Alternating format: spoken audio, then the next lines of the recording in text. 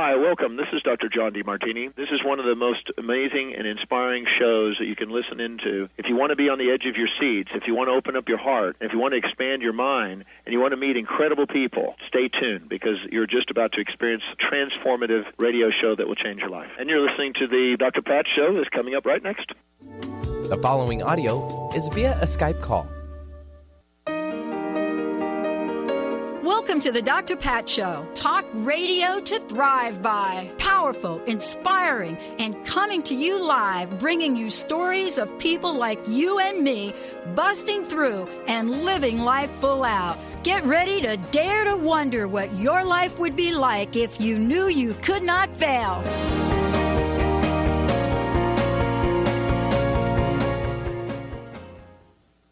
Hey, everybody. Welcome to the Dr. Pat Show. Welcome to Transformation Talk Radio. And for those of you out there that are getting a taste of our new channel, welcome to you all on transformationradio.fm. What a great show and lineup we have for you today. But before we do all that, I got to say hello, Mr. B. Hey, Pat, how you doing?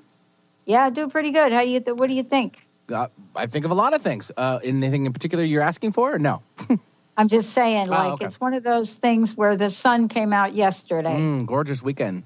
I know, totally. I got my hands dirty. I put them in the soil. That's good. A lot of people did that. We did that at Safeco Field. The boys and I and their mom, we went down to the Mariners, saw the game, so I was able to touch Safeco Field. We went down on the field and walked around. So my hands were on the dirt from the Major League Baseball realm. Oh, very cool. Yeah. Very cool, man. So this is going to be my fourth year being an East Coast girl. This is my fourth year trying to grow tomatoes here. You haven't had much success? No. Why? I hear that's not to call you out, Dr. Fab, but I don't think they're that hard. Are they that hard? I know they're not that hard. Oh, okay. It's just that where I live, okay. I don't have full sun, right? Oh, right. Yeah, right. So that'll do it. The other part is that I have the morning sun. And so in the morning in Seattle, it takes a little while to get the sun to pop out. But I got to tell you, I have an interesting dilemma to talk to Noah about today. All right. Yeah, here's what she's laughing. Here's my dilemma. First of all, I love the book. I love this book. I love pretty much everything that she says. The Mindful Body. Build emotional strength and manage stress with body mindfulness. I love this book in so many ways. I play a sport that your best position of playing the sport is bending the knees, hunching over, and I was playing on the weekend, and I had just read her book, right? So I tried something a little bit different in the way that I carried my body, and I can't wait to talk to her about it. The other thing, I know she's who signed me up for this show? Oh, my God, give me a break here. But she's a best-selling author. She's a psychotherapist, but she's somebody that I love because here's what's happening. Finally, we're starting to pay attention to the fact that our bodies play a major role in how we show up in life. This is what she does when she works with clients. She works with organizations. And what is it about us here at the network, Benny, that we've all gotten these computer desk things where we can stand and actually do a show? But I'm going to leave that to Noah. Fabulous book, The Mindful Body, Build Emotional Strength and Manage Stress. That's right, manage stress with body mindfulness. Noah, it's great to have you here. Thank you for having me. I was watching a couple of interviews you did on television in Australia, and yes. I was just watching and looking, and I was amazed, right? And you have got to see this all the time, how little that we know as a culture in the world about how powerful our body and our mind is. I know you're not shocked about it, but I will tell you, there are a lot of skeptics. What have you found? I mean, this had to be some journey for you.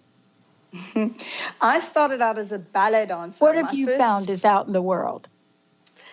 In terms of how I came to this, I came to it from being a dancer, a professional ballet dancer as my first career. And for me, this is obvious that the body holds such an ability to create change in our minds and in the way we convey ourselves.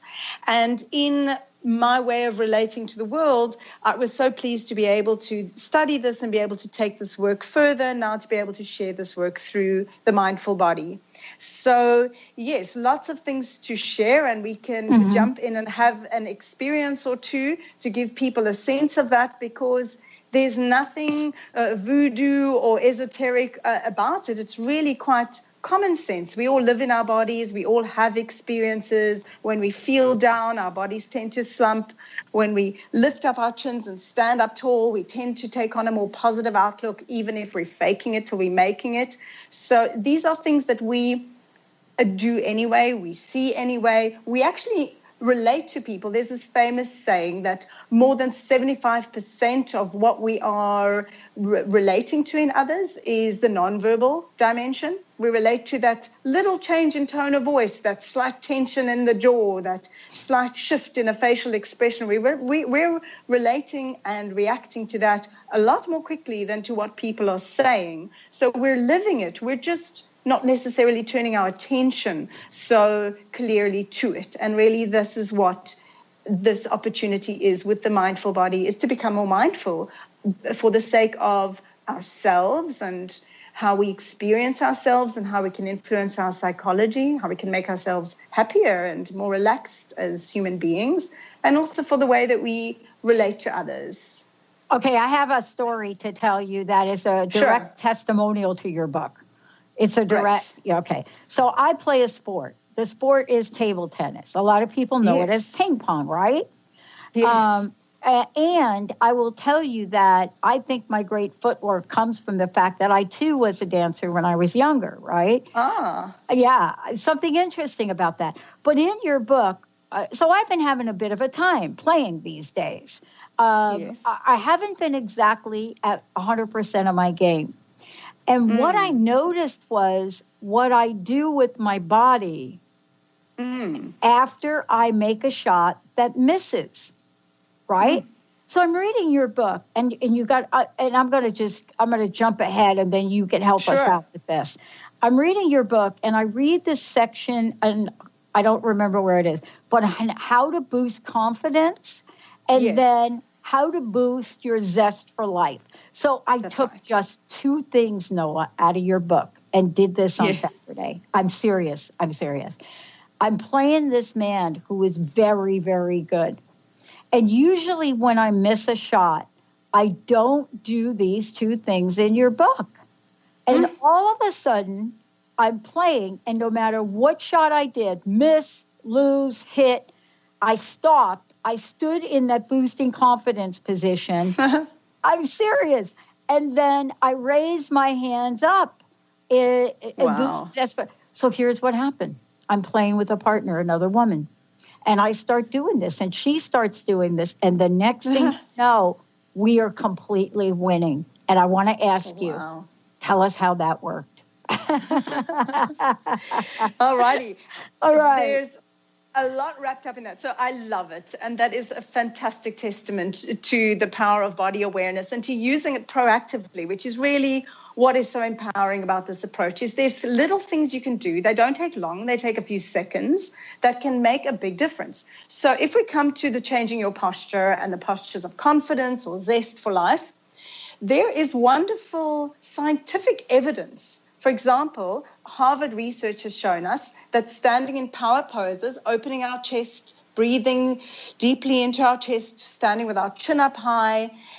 You might want to put your hands on your hips to get a real sense of this. It's kind of like the Superwoman pose or the Superman pose, boosts your sense of confidence. It actually raises the level of testosterone in both men and women, which is associated with confidence, and lowers your levels of cortisol. They do this through saliva tests before and after adopting these positions. So it raises your confidence, lowers your cortisol, which is related to your anxiety or your stress. So let's use your example. You've missed a shot. Yeah. We don't even notice what we do under stress. That's a habit. It might have been a moment of beating yourself up. It might have been a moment of locking your posture down. It might have been a moment of slightly not being prepared for the next shot. As opposed to, and there's another section in the book which links this also with how our brain is functioning. When we are a little shut down, a little like beating ourselves up, a little bit tense or closed in, we are not as receptive, available to see and hear and be attentive to what's going on in the moment. Hence the link to mindfulness. We're not as present. We're slightly like, oh, I wish I hadn't done that. You know that moment? You kind of like just do it instinctively. And so what you did was you went, take a breath, open my chest, I'm ready, I'm here. You kept your anxiety low, you kept your confidence boosted. And then you added to that, actually another power pose is raising your arms up high, reaching up to the sky, which not only boosts your testosterone, but in my experience also raises qualities of excitability, kind of like being able to reach for the stars, go for your goals. You can feel the difference. If your listeners also want to give this a go, if you want to give this a go, place your hands on your hips and try out the power pose, which is opening your chest, breathing into your chest, holding your head up high. And then contrast this, another power pose, lift your arms up, kind of that victory pose. Yeah, I did it. Reach your fingers up high. It's kind of got a bit more of an exhilarated feel to it. Slightly different to that grounded confidence, that exhilarated reaching up. And in so doing, you shifted your biochemistry to be able to be energized, ready for taking the best shot that you possibly can, as opposed to that moment we do in a fraction of a second, without even necessarily knowing we're doing it, where we might beat ourselves up, dig down into our heels, go, oh, well, next time. You can kind of feel the difference. Can you feel the difference between that and that? It's evident before you even know the science. Oh, it's actually incredible. And, you know, I just want to say to the people listening, if you just tuned in, Noah Belling is joining me here today, international best-selling author and psychologist. But the book is The Mindful Body. Here's what I want to say to everybody.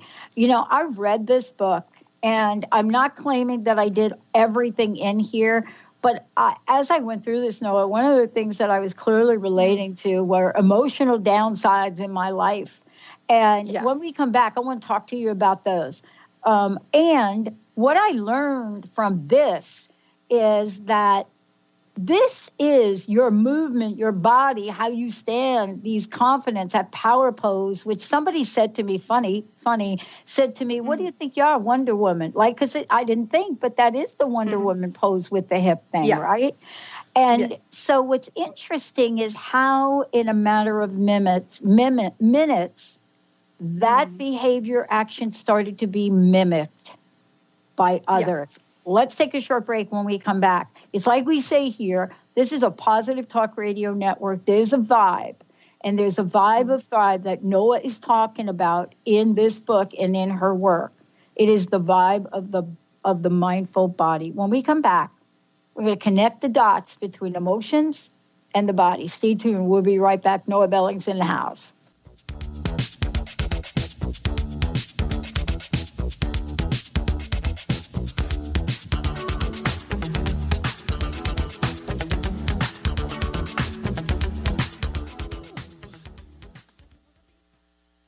Stay juicy. Tune in to Your Juicy Love with me, Una Drake, co-hosting monthly with Dr. Pat, and every second Monday at 12 p.m. on Transformation Talk Radio. My show, Your Juicy Love, helps you find the dynamic, life-affirming love you've always wanted. Transform your relationships and bring peace, joy, and juicy, juicy love to planet Earth. For more information, visit unadrake.com. Tune in to the hit show Raging Skillet Radio, Mouthing Off with Chef Rossi. Chef Rossi mouths off about different subjects in pursuit of breaking down walls and opening up your minds. She and Dr. Pat banter back and forth, taking from the headlines of the day on subjects that reach beyond what goes on in the world into your hearts. And go to theragingskillet.com to find out more and let Chef Rossi know what's on your mind. This is Debbie Pokornik with a moment for standing in your power. Self-control begins with noticing how different feelings present themselves in your body. When you're feeling sensitive, for example, your chin might quiver, tears might well up in your eyes, and your voice might catch in your throat. Anger, on the other hand, might appear as tension in your jaw, back, or arms, along with clenched fists, heat in the upper torso, scowling, and a strong desire to yell. The more aware you become of your body cues, the easier it will be to recognize when you're on the road to disaster. Choose the emotions that cause you problems, then start noticing and logging the body cues that come with them. For information and to work with Debbie, visit empoweringnrg.com. That's empoweringnrg.com. Winning at the game of money. Lynn Brown is now offering Full Spectrum Finance, a progressive 12-month program that will help you to navigate through the mechanics of financial expansion. Finally, a financial planner who looks at the full spectrum of money and abundance. Engage you in the mental, physical, and energetic aspects of finance. This is Full Spectrum Finance. Are you ready to get into it? For more information, go to fullspectrumfinance.com. Tune in to Mainstream Metaphysics Radio to harness your connection with the universe to effect change for optimal success and happiness. Named one of the country's top psychics, Eve now brings her insights and gifts to this weekly hit call-in show, joined by visionaries, leaders, and gifted others, but mostly you. Jot it down. Thursdays, 10 a.m. Pacific, 1 p.m. Eastern on TransformationTalkRadio.com.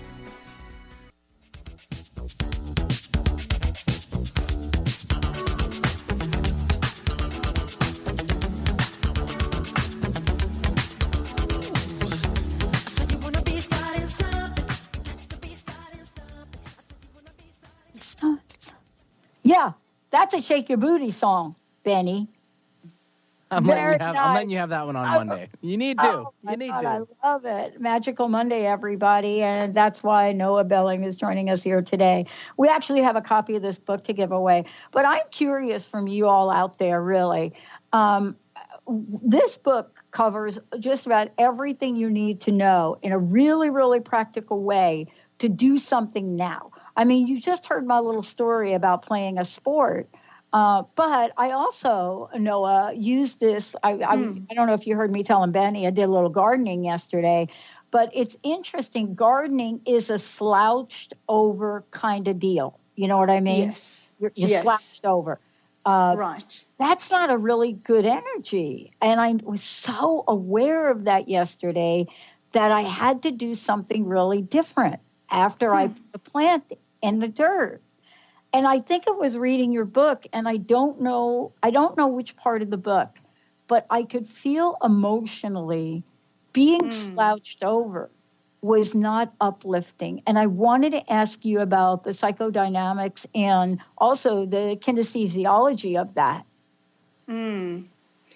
A couple of things. First of all, relating to gardening, and I don't want to just put down anyone's impulse to go and do some gardening and to hunch over the garden. I think getting your hands dirty is very much to be encouraged, because it's so grounding. It connects us with the earth, connects us with nature. Absolutely to be encouraged, and perhaps to play with your posture while you're doing it. Get your knees down onto the ground. Maybe go onto all fours, as opposed to sitting on your knees and hunching forward, or standing and hunching forward. Finding a way to ground on all fours is one idea, or a lower stool, or sitting on your knees. Any way to feel a bit more comfortable, to really surrender your weight into gravity so you can be more one with the ground rather than feeling stooped. So I just wanted to add that in terms of the gardening piece.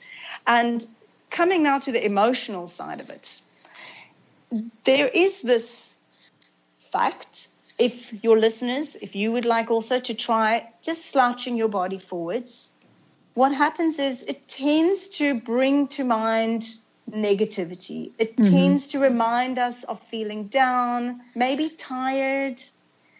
And the simple act of writing your posture. Now, if listeners want to write their posture, stand up tall, iron out your spine, elongate your spine, take a deep breath, can just help to give a new perspective, not to take our problems away, but to help us face what is in front of us with a little bit more clarity, with a little bit more confidence. We spoke about that in the posture earlier, with a little bit more maybe resourcefulness, or even that zest for life, if we bring a bit even of movement into it, just slightly move our shoulders, our bodies, a little bit of loosening up, not holding things so tight.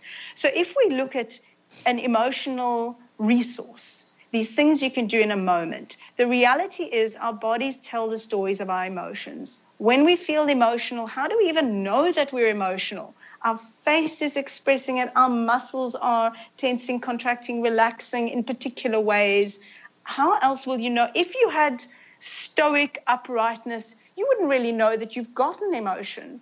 It's quite natural for our bodies to ebb and flow, to rise and fall, to contract, to expand with our different emotional ups and downs. What is being invited here with this mindfulness is to take the deep breath, to be able to adjust our posture, to use our body as a resource, so that as opposed to if we stoop, if we try it again just for a moment, what can happen when we feel emotional is we can feel consumed by our emotion, pulled down heavy with our emotions.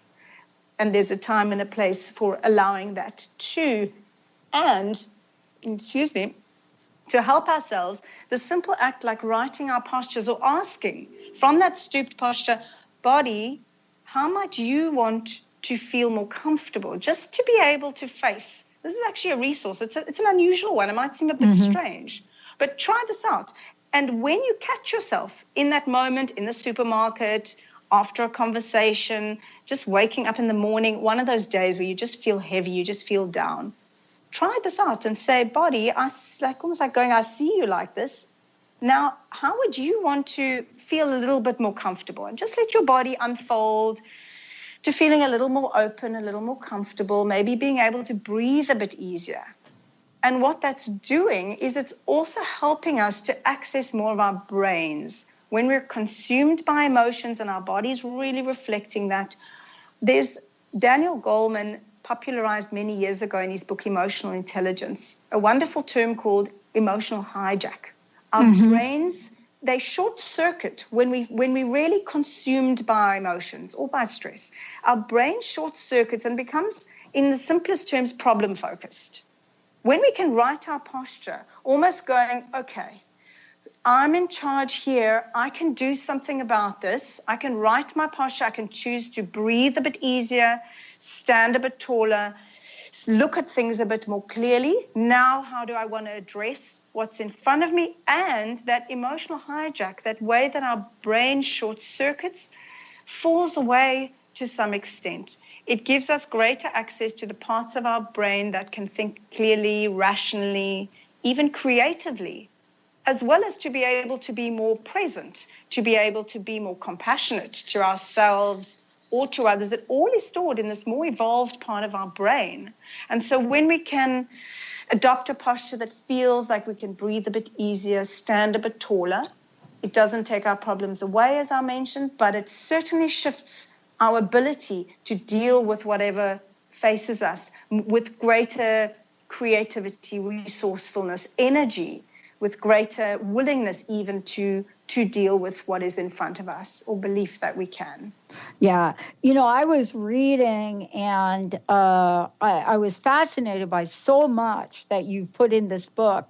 And it's not that it's not just that there is so much wisdom in the book that you've written. It's that you've laid this out in a way that we can use it. And one of the things I was really struck by and had forgotten about was this 6-second rule. Yes. And, I'm not talking about dropping a piece of food on the floor and how fast you pick it up. Not that rule, not that one, but kind of almost, right? Yeah. And I also discovered something else. I must have learned this as a child. I tend to, when I get really stressed, the people around me can tell because I do something really interesting. I'm either rubbing my hand up and down my thigh, you know, like as if I've got like some kind of sore thigh. I mean, it's really weird, right? But it doesn't look odd. It just is that I do it. And or I do something interesting. I grab the back of my neck and I don't have a neck ache. And I'm reading your book here about the 6-second rule. And I want to talk about it a minute because I don't think a lot of people are familiar with this and then what to do about it. Sure. I've heard this being called the whoosh, that experience of you can feel this anger or this frustration or this irritation rising, or you can feel this big wave of emotionality arriving. And it is called the 6-second rule, and I'll explain what that is, although that's not to put anybody off catching your level of being worked up, your level of emotionality, even after 6 seconds. Because I've heard some people get a bit worked up. Well, did I catch it in 6 seconds? So let's leave, in a way, the 6-second part of it and just say, catch it as soon as you can. What is this? When you feel that whoosh of that stress, whatever it is, if it's an argument, if it's a stressful situation, when you feel it coming on, when you feel the tension, when you feel your brow furrowed, when you find yourself with awareness, often we don't know we're doing it. You do the rubbing of the thigh or the holding of your neck. Actually, that's an instinctive attempt to self-soothe. That's another. That's one of the remedies. And one of the remedies is, now that you notice it or someone pointed it out, do it consciously. And that can actually divert a full-on emotional flood. So this emotional flooding is the outcome, is if you allow that whoosh to really take you over, your brain and your body become flooded with stress hormones, cortisol, adrenaline, and what happens is the fight, flight, or in extreme, the freeze or faint kind of just passing out instinct kind of response or lethargy can take over in an instinct. And then we become our more animalistic versions of ourselves. Sure, we need this to save us if we were truly faced by a wild animal or there was some reason for us to act really quickly. We need that. We're just built like that, and that makes good sense. But most of the time, most of us know it's an argument, it's traffic, it's too long to wait in a queue. It's all those little things that it's the neighbor making too much noise or the children annoying us, whatever it is. And the problem is when we get that whoosh, when we allow it, when we don't catch it, whether it's 6 seconds or catch it at all, what can happen is we're swept away and we become, I spoke about our brains being hijacked. Our short circuit in our brain, and we all know it's kind of like you've got two versions of yourself. The one version is the version that says really irrational, hurtful, ridiculous things, either out towards others. We scream, we insult, we say things that we might regret a few seconds later when we recover.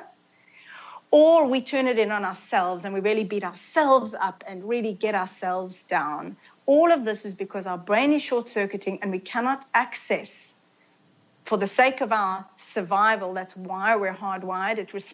It allows us to respond. That fight-flight response, that huge rush of adrenaline will help us run faster, be stronger when we need it.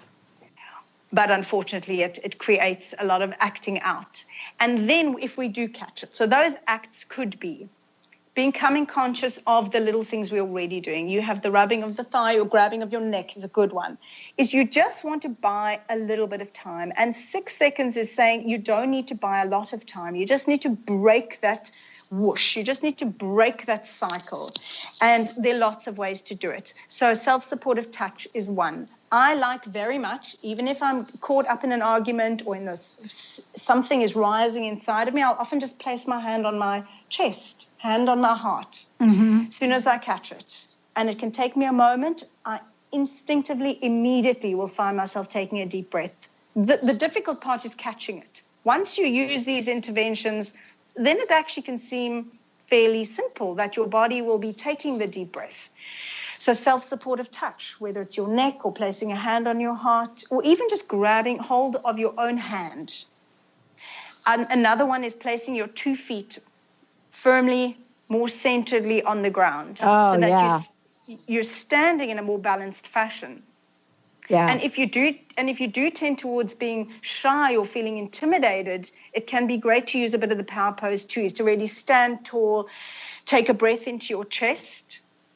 This time, preferably not using the Wonder Woman pose, because that signals, remember we're reacting a lot more to body language, that signals confrontation. That's right. That's not a good thing, but you can draw yourself up tall, take a deep breath, hold your hand, place a hand on your heart, take that deep breath, stand steady, stand more evenly on your legs, on your 2 feet. And it's like there's sometimes something that works for different people. Find the one that works for you or the 2 that work for you, and you try it. Try it out when you catch it. Don't worry about 6 seconds. Just catch yourself worked up. Use a moment of self-supportive touch. Let yourself take a deep breath. Stand with your 2 feet more evenly on the ground, or your 2 hips, if you're sitting, more evenly on the chair. And by yourself, even just those few seconds, and then notice how you respond. Almost guaranteed you're going to want to respond a little bit more mindfully than you would have before. You're more likely to step into your intelligence, to be able to access more of your brain than before. And if you have been swept away, you may need to allow a little bit of time. Some say 20 to 30 minutes once you've really been swept away in that emotional hijack. And then that classic thing is go for a walk, go think about it. You can even walk and talk if you're in an argument with somebody and you just can't find your way through. Just giving your body an outlet for it's called sympathetic nervous system activation, which makes us really worked up. It makes us really feel tense, agitated, maybe anxious, maybe restless. And to be able to just go for a walk or shake out our body, it's another thing you can do in the moment. Take a deep breath, can begin to help our more calming side of our nervous system take over, and can help us to think a bit more clearly, a bit more like our intelligent version of ourselves. Does that all make sense? It makes total sense. And one of the things I want to talk about, Noah, when we come back, and for those of you out there, yes, Benny, I am giving a copy of the book away, or maybe you did already. But I wanted the phone lines just started to ring right off the hook. That's just what happens. But one of the things I want to talk to you about when we come back is, I have to tell you, I'm so thrilled, and I didn't expect it in your book.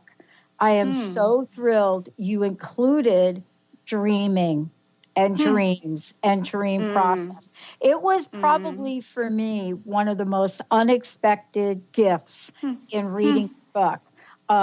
I read books 2 ways. I'm very fast. I read them first and I go through, then I go back. When we come back from break, I want to talk about the connection that you made between the energy of emotions and the healing power of imagination. I just love you've got both of this in the book. It's amazing. Let's take a short break. We'll be right back. But before we do, Noah, what is the best way for people to get their own copy of the book, as well as find out more about you, where you're going to be, what you're up to, what you're teaching, all of the above? Sure.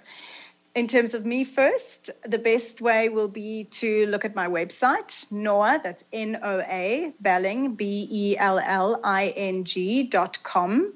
I also have a Facebook page, Noah Belling, which I'm updating more quickly than my website at the moment, with all interviews and everything going on. And in terms of buying the book, all bookstores, all good bookstores should have it, Amazon, all your usual places you find books, hopefully or probably The Mindful Body will be there. Yeah. When we come back, there's a brilliant, brilliant connection that Noah includes in this book. It's one that actually saved my life and helped me to heal. Let's take a short break. When we come back, we're going to talk about this. And the phone lines, by the way, the phone lines are open. If there's something going on and you're not sure how to move beyond that boss that keeps banging his fist on the desk, or maybe you're in a relationship and it's something that pushes you to the limit, maybe we can get you some help today. 1-800-930-2819, or go to my website, thedrpatshow.com, and right there on the right-hand side, just type your question in for those of you that are thinking, I can't call, I'm at work. All right, type. We'll be right back.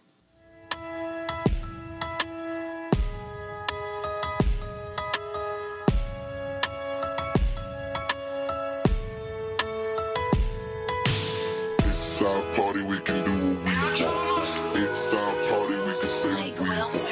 It's our party, we can love what we want. Take your own journey with the angels with Claire Candy Hoff's Heaven Sent Guided Angel Meditation CD. Letting go of concerns and living in the now. This beautiful CD walks listeners through practical exercises to help free them from the burdens, worries, and concerns of daily life. Walking a quarter of the way across the bridge, you see a bright, emerald green light and sense a loving presence. This is Archangel Raphael's green healing energies, nourishing and revitalizing you. Take a moment now to bathe in this green healing light. Giving you much more than just relaxation and stress release, this wonderfully narrated CD provides vivid visualization, soothing and inspiring music, and an angel's choir that will bring you peace, clarity, and a newfound awareness. Visit angelhealinghouse.com today. Interested in deepening your spiritual practice? The School for Esoteric Studies offers online training to spiritual seekers from all paths of life and individual coaching. Our courses synthesize Eastern and Western spiritual traditions based on meditation, study, and service applied to everyday life. To learn more about our courses and services, please visit www.esotericstudies.net. Defining success and putting minds to work. With the Higher Learners Career and Leadership Series, Rudy Racine will help you craft your personal definition of success, offering support and guidance as you move forward towards your goals. Take the leap.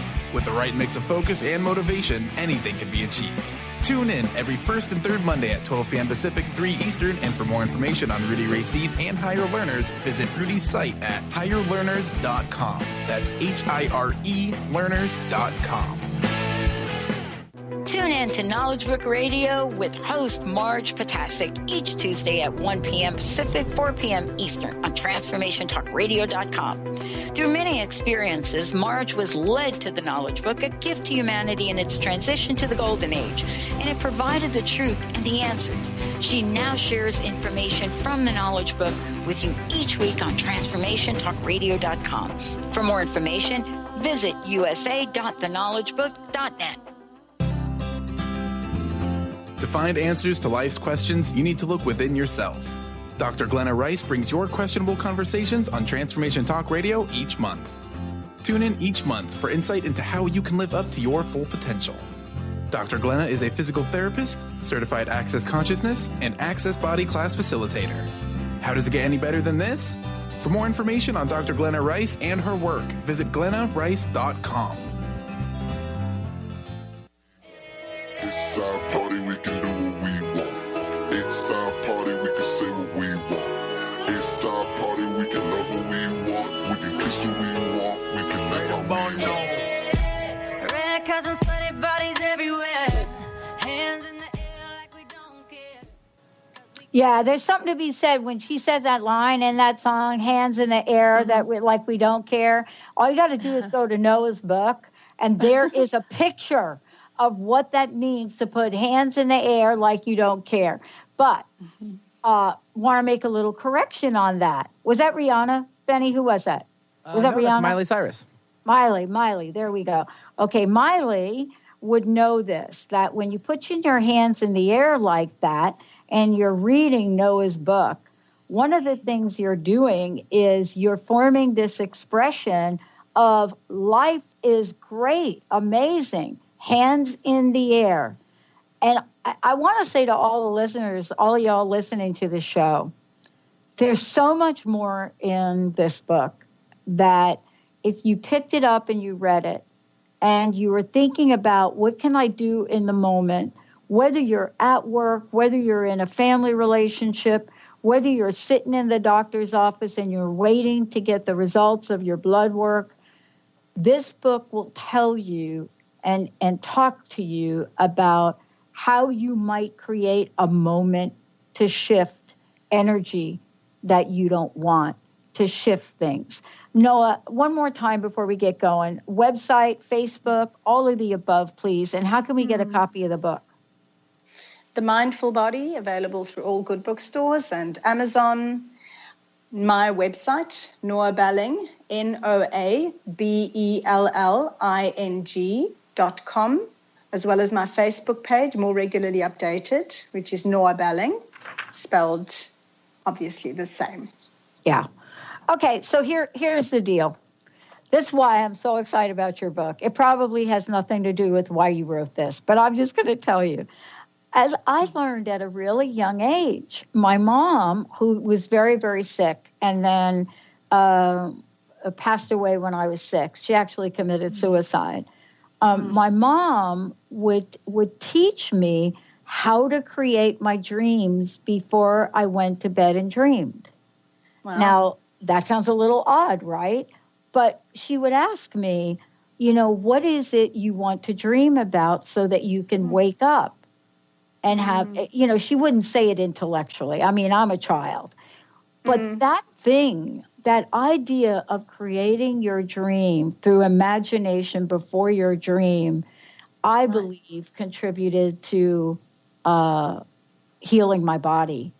And I don't know if that's what you mean in the book, but I am so interested to hearing you talk about the relationship between imagination, dreaming, and healing.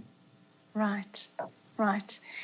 There is so much in this that I could actually have written an entire book on just this chapter, which some may find surprising to find in the book. And for me, it's to work in the field of the body and psychology, our imagination is so much a part of it. Our imagination goes hand in hand with our emotions. Our imagination goes hand in hand with our memories.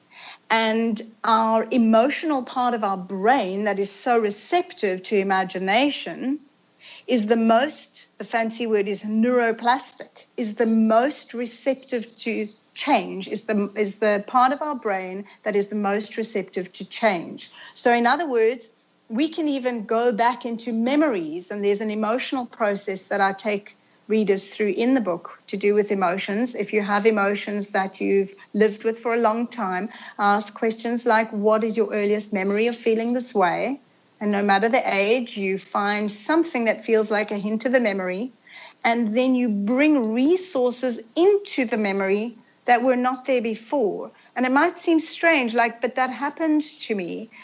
But to bring in a loving figure or a protective figure into a situation where that was not present for us in our past can shift the way that we feel about a situation, can shift the way that we hold and relate to that particular memory that often has a lot to do with these habitual ways that we can feel. Sometimes we need a bit of help, support from a therapist to do this process, although it is very doable. And hopefully with some of the guidelines in the book, people will discover at least a sense of, wow, there's something I can do.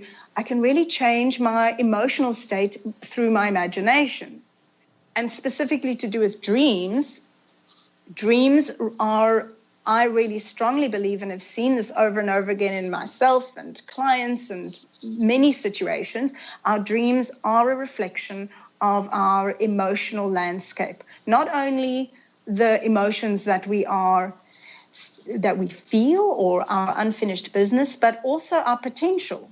So within a dream, and I give a few examples in that chapter of the book, if we go deeply into our imagery in the dream, we can often be surprised and go, wow, I thought it was all negative, but there's this real positive thing going on. And coming to the idea of, it's called seeding a dream, is to think of something in the beginning of the night. There's a couple of things to say about that. It's a really lovely tool that is researched by many who are in the field of dreams to say used for many purposes. So one purpose might be to ask a question, is to say, I really am stuck with this. And as you're falling asleep, you pass through this state of brainwaves called theta brainwaves, which is when you're beginning to, you're half asleep, half awake in this not quite awake state, this dreamy state. You see the question as you're falling asleep. You say, well, I really would like to know about this. I'd like some insight into a direction or a choice. And then you fall asleep. And keep a pen and paper next to your bed. A lot of people say, well, I don't remember my dreams. If you wake up in the moment and you immediately write down even just a headline from your dream or one or two things, you'll be able to piece it together better in the morning. So that's a helpful tip. In terms of relating it to healing, one of the things that I can certainly say is I've worked with children as well who feel anxious in falling asleep for whatever reason, who are worriers, as in worry about things. Yeah. And for children who are highly receptive to imagination, to work with a parent to help them to say, well, what is the most delightful, happy place you can think of? And I know with my daughter, she's really good at that. And ever since about the age of 5 or 6, she would always come up with, was often involved, sweets. The room would be filled with all multicolored sweets and the ceiling would be dripping with chocolates, and she'd be absolutely delighted by this. And we'd feed into this image as long as possible as it took for her to really feel, yes, I feel really happy to go to sleep. Or often it would be little fluffy pets all around, or whatever people's, or unicorns and rainbows, or whatever it is that are people's favorite things. Obviously, boys might have their own things that they would want around, whatever it is that truly makes a child feel happy. And on a biochemical level, when we're feeling happier, and our images really help us, remember they go hand in hand, our immune system functions better. We are more likely to have even less worry time in falling asleep will help us to have a better quality or perhaps a longer deep sleep. And our real regenerative time is when we're in the deepest sleep. So in terms of feeling happier, falling asleep, being a little more calm and relaxed in the process might boost our immune system. Just thinking of my ways to explain the link to healing, and then helping us really get that good quality sleep for those growth hormones, that replenishment, that regeneration that really happens best when we are fast asleep. I know we have only a little bit of time left, and I have a kind of unusual question for you. Sure. What are some of the challenges you've discovered in working with people all over the world, studying this, and especially working with organizations? You and I are both organizational consultants, right?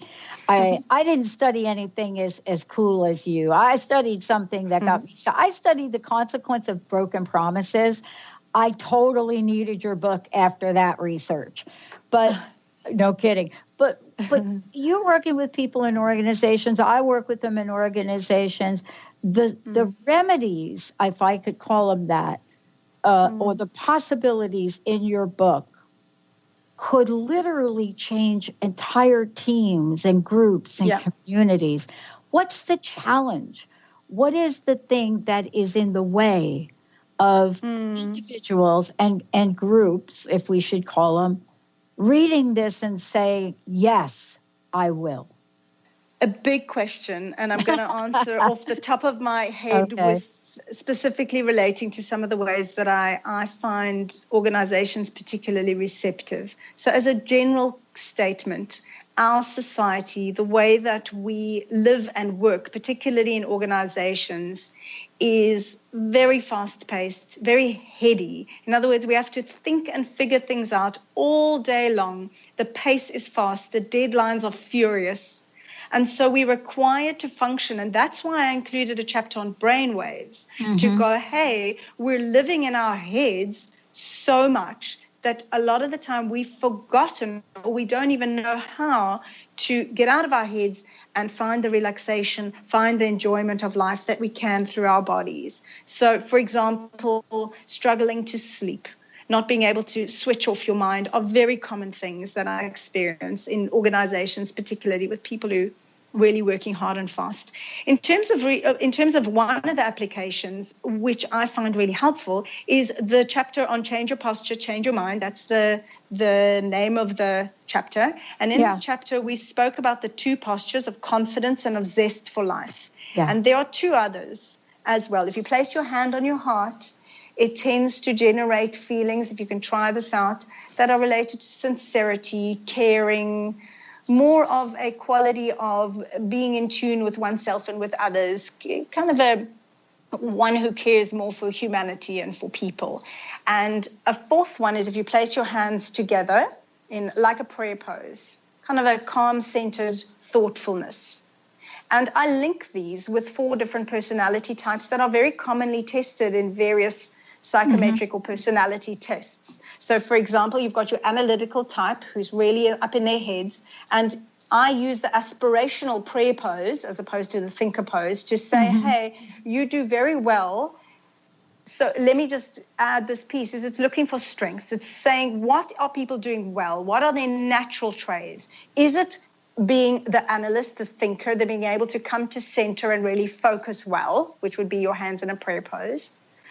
And those people are really needed for the analytics, for being able to implement, for being able to put step in front of step in front of step and be able to help move a process along.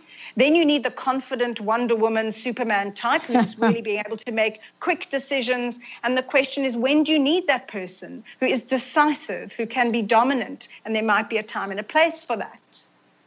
Or the one who's zest for life, brings the creative spark, brings the ideas, the ability to have novel ways of conceiving of things. And again, including those voices, those people who are the visionaries, who can see things a little out of the box.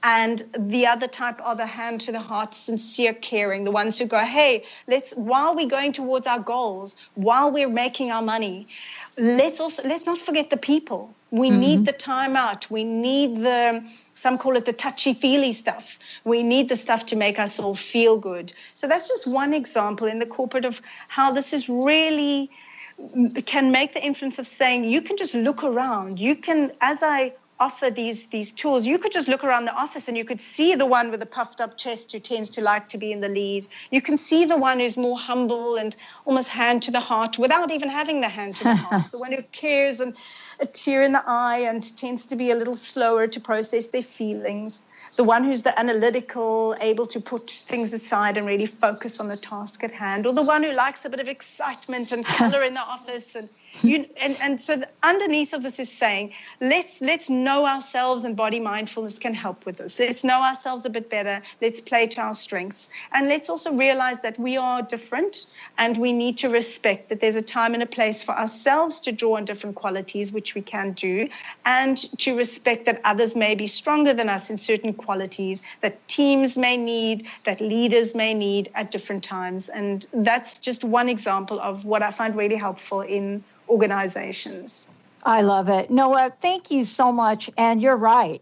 I mean, I think you and I could have continued perhaps for another hour on so much of what you put in the book. But the thing I really love about it is, for those of you listening, anyone out there can pick this book up, can go to any page in the book, and you will find something there that will help you change your life for the better. Noah, thank you so much. One last question. What's your personal message? What do you want to leave us with today? Becoming aware of your body can be your biggest gift. Let your body become your friend. Let your body become your ally, your helper, rather than treating it like an enemy to be looked at and scrutinized in the mirror. We live in a body. We are bodies. That's where our souls, our life lives. And the more we can do that with guidance like in the Mindful Body, I believe the happier we and all of us can be. And one more I just want to mention is my wonderful publisher. I just want to make mention of them also as a resource, Rockpool Publishing, as a resource, a website you can also have a look at.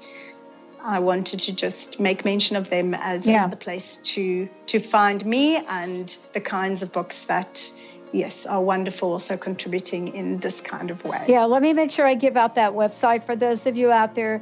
Check it out, rockpoolpublishing.com.au. So go ahead, check it out. You'll also see this on our website and profile we've put up for Noah. Noah, thank you so much for all that you do in the world. Rock on. Thank you so much for having me. All right, everybody. It's been a pleasure. We're going to take a short break. We'll be right back.